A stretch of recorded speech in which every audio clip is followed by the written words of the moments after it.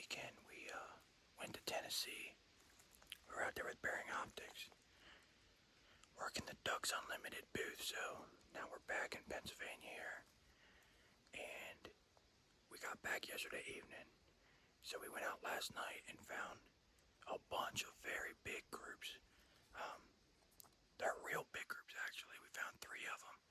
We know that there's a 4th one on the other side of the road that a buddy of ours had located the night before. Anyway, we got these dogs down in here. The wind's kind of swirling.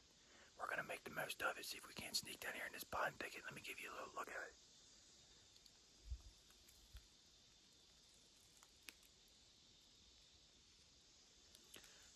Anyway, we're going to get down in here and see what we can call up for y'all. Stay tuned.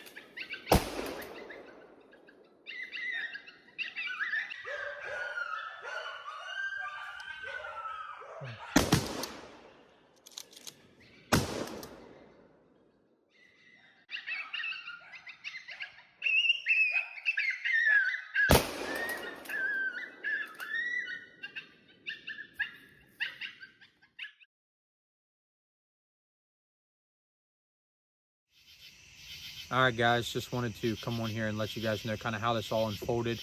I didn't get a chance to do this when we were in the woods. My phone had died, and we were about a half mile, a little more than a half mile from the truck out in the mountains. My phone died. Elena's phone had no service, so we were about lost and running out of daylight. So we didn't really have much time to let y'all know how this went down. So last night, we located a bunch of coyotes. It sounded like probably close to 20 different coyotes in 3 or 4 different groups.